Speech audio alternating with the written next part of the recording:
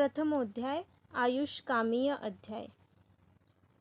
रागादिरोगान् सततानुषुप्तान् अशेषकाय प्रसृतान् शेषान् औस्तुक्यमोहार्तिदाञ्चघान् यो पूर्ववैद्याय नमोऽस्तु तस्मै।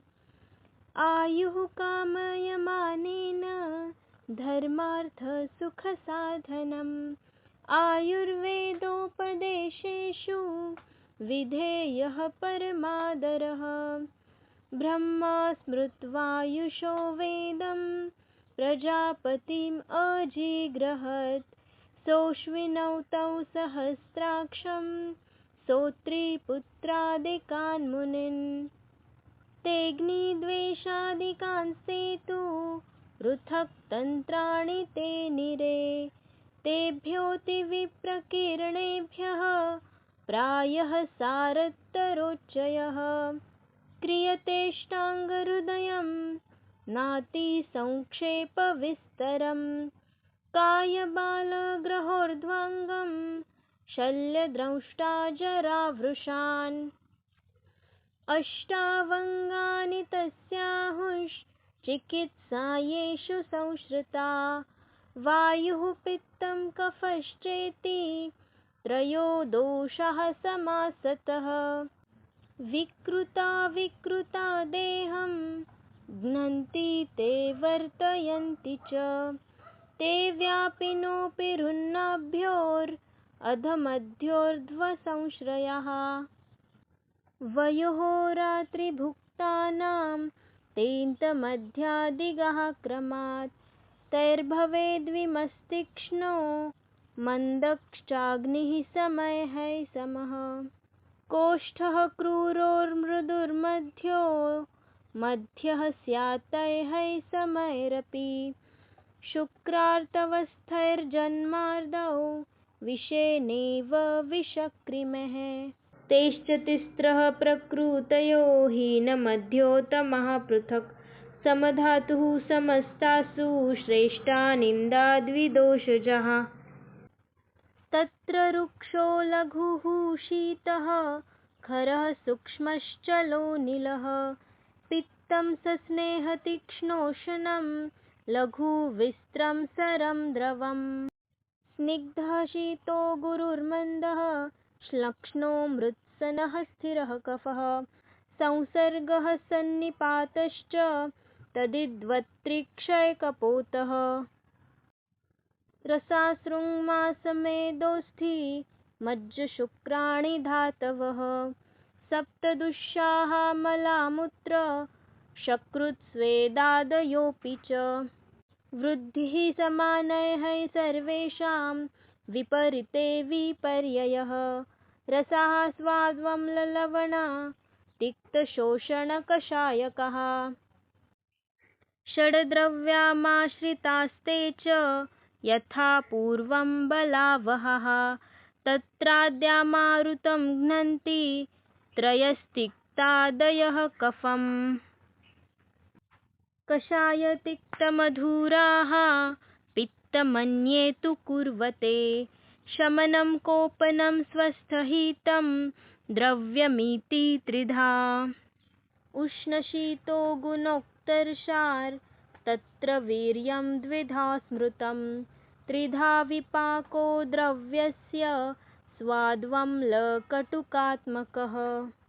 गुरुमन्दहिमस्निग्धश्लक्ष्ण सान्द्रमृदुस्थिराः। गुणाः ससूक्ष्मविशदा विंशतिः सविपर्ययाः। कालार्थकर्मणां योगो हीनमिथ्यातिमात्रकः। सम्यग्योगश्च विज्ञेयो रोगो रोग्यैककारणम्। रोगस्तु दोषवैषम्यं दोषसाम्यमरोगता। निजागन्तु विभागेन तत्र रोगाद्विधा स्मृताः। तेषां कायमनोभेदाद् अधिष्ठानमपि द्विधा। रजस्तमश्च मनसो द्वौ च दोषावुदाहृतौ। दर्शन स्पर्शन प्रश्नैः परीक्षेत च रोगिणं रोगं निदान प्राग्रूप लक्षणोपशयाप्तिभिः भूमिदेह प्रभेदेन देशमाहुरिह द्विधा जाङ्गलं वातभूयिष्ठम् आनुपं तु कफोल्बनम् साधारणं सममलं त्रिधा भूदेशमादिशेत् क्षणादिर्व्याधवस्था च कालो भेषजा योगकृत् शोधनं शमनं चेति समासादौषधं द्विधा शरीरजानां दोषाणां क्रमेण परमौषधम् बस्तिर्विरेको वमनं तथा तैलं घृतं मधु धिधैर्यात्मादिविज्ञानं मनोदोषौषधं परम्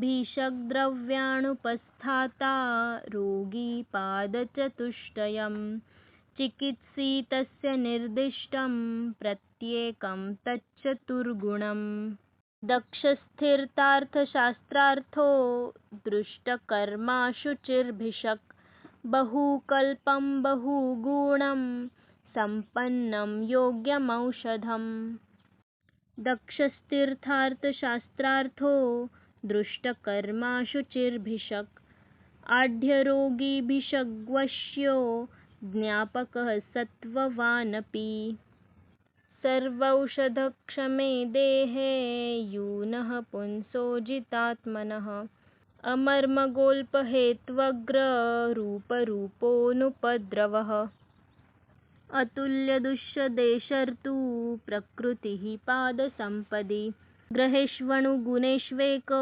दोषमार्गो नवः सुख शास्त्रादिसाधनः कृच्छः सङ्करे च ततो गदः शेतत्वादायुषो याप्यः पथ्याभ्यासाद्विपर्यये अनुप्रकम् एव स्यास्थितो अत्यन्तविपर्यये औत्सुक्यमोहार्तिकृद् दृष्टरिष्टोक्षनाशनः त्यजेतार्तं भीषग्भूपैर्द्विष्टं तेषां द्विषं हीनोपकरणं व्यग्रम् अविधेयं गतायुषम् चण्डं शोकातुरं भीरुं कृतघ्नं वैद्यमानिनं तन्त्रस्यास्य परं चातो वक्षत्येऽध्यायसङ्ग्रहः आयुष्कामदिनर्त्विहा रोगानुक्तदनद्रवाः अन्नज्ञानान्नसंरक्षाम्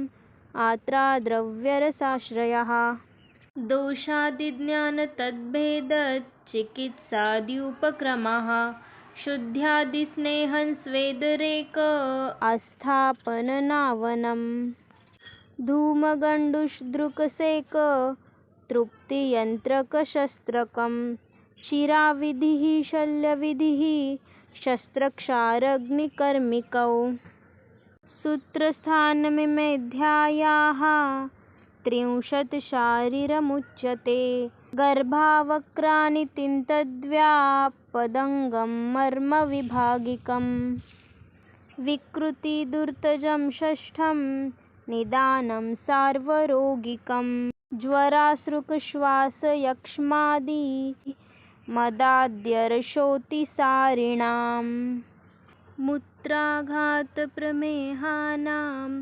विद्रध्याद्युतरस्य च पाण्डुकुष्ठानिलार्तानां वातास्त्रस्य च 16 चिकित्सितं ज्वरे रक्ते कासे श्वासे च यक्ष्मणि वमौ मदात्यये रसहसु विषिद्वौ द्वौ च मुत्रिते विद्रधौ गुल्मजठरपाण्डु शोफविसर्शिषु कुष्ठश्वित्रानिलव्याधि वातास्त्रेषु चिकित्सितम् 22 कल्पसिद्धिरतः परं कल्पो वमेरविरेकस्य तस्सिद्धिर्बस्ति कल्पना सिद्धिर्बस्त्यापदां षष्ठो द्रव्यकल्पः अत उत्तरः उत्तरं बलोपचारे तत्व्याधौ तद्ग्रहे द्वौ च भूतगे उन्मादेऽथ स्मृतिभ्रंशे द्वौ द्वौ वर्त्मसु सन्धिषु दुःखमौलिङ्गं नाशेषु त्रयो द्वौ द्वौ च सर्वगे कर्णनासामुखशिरो व्रणे भङ्गे भगन्धरे ग्रन्थ्यादौ क्षुद्ररोगेषु गृह्यरोगो पृथग्द्वयम् विषे भुजङ्गे कीटेषु मूषकेषु रसायने चत्वारिंशोऽनपत्यानाम् अध्यायो बीजशोषणः इत्यध्याय शतं विंशं षड्भिः स्थानैरुदीरितम् इति श्री वैद्यपति सिंह गुप्त सूनु श्री वाग्भट विचरितया अष्टाङ्गहृदयं संहितायां सूत्रस्थाने आयुष्कामियो नाम प्रथमोऽध्यायः समाप्तः।